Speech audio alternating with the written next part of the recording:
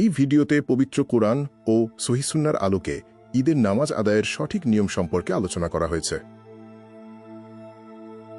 এখন আমরা ঈদের নামাজের পূর্বে করণীয় প্রস্তুতি ও সুন্নাত আমলসমূহ জানাব। ঈদের দিনের প্রস্তুতির মধ্যে রয়েছে ফজর নামাজ জামাতে আদায় করা, সুন্দর করে গোসল ও পরিচ্ছন্ন হওয়া, সামর্থ্য অনুযায়ী নতুন পোশাক পরা এবং সুগন্ধি ব্যবহার করা।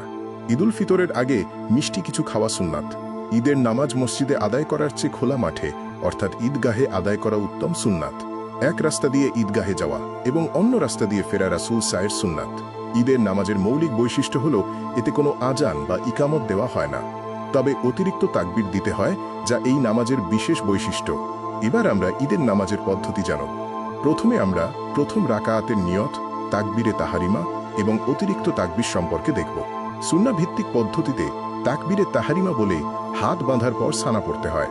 এরপর ইমাম সাহেবের সাথে অতিরিক্ত 7টি তাকবীর দিতে হয়। প্রতিবার হাত কাঁধ বা কান পর্যন্ত তুলে ছেড়ে দিতে হবে। তাকবীর শেষে ইমাম সাহেব সূরা ফাতিহা এবং অন্য একটি সূরা তিলাওয়াত করবেন। মুসল্লিরা চুপ করে শুনবেন। তিলাওয়াত শেষে নিয়ম অনুযায়ী রুকু এবং 2টি সিজদাহ পূর্ণ করে দ্বিতীয় রাকাতের জন্য উঠে দাঁড়াতে হবে। এখন আমরা ঈদের নামাজের পদ্ধতির দ্বিতীয় রাকাত সম্পর্কে দেখব, যেখানে অতিরিক্ত তাকবীর, তিলাওয়াত ও সমাপ্তি রয়েছে। সিজদাহ থেকে দ্বিতীয় রাকাতের শুরুতে উঠে দাঁড়ানোর পর সূরা ফাতিহা পড়ার আগে 5 বার অতিরিক্ত তাকবীর দিতে হয়। প্রথম রাকাতের মতোই প্রতিবার হাত তুলে ছেড়ে দিতে হবে। দ্বিতীয় রাকাতে 5 তাকবীর দেওয়ার পর হাত বাঁধতে হবে। এরপর তিলাওয়াত, রুকু ও সিজদাহ স্বাভাবিক নিয়মে সম্পূর্ণ করতে হবে। শেষে তাশাহুদ, দুরুদ ও দোয়া পড়ে সালাম ফিরিয়ে নামাজ শেষ করতে হবে। ঈদের নামাজ শেষ হওয়ার পর খুতবা দেওয়া হয়, যা মনোযোগ দিয়ে শোনা মুসল্লিদের জন্য অত্যন্ত গুরুত্বপূর্ণ সুন্নাত। খুতবায় ঈদের তাৎপর্য এবং প্রাসঙ্গিক বিষয়ে গুরুত্বপূর্ণ আলোচনা করা হয়।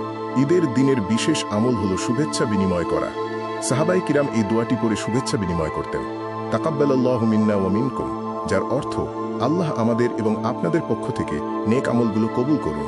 ঈদুল ফিতর রমজানের শেষে উদযাপিত হয় এবং এতে নামাজের আগে মিষ্টি খাবার খাওয়া সুন্নাত। ঈদুল আজহা জিলহজ মাসে পালিত হয় এবং এতে নামাজের আগে কিছু না খাওয়া সুন্নাত।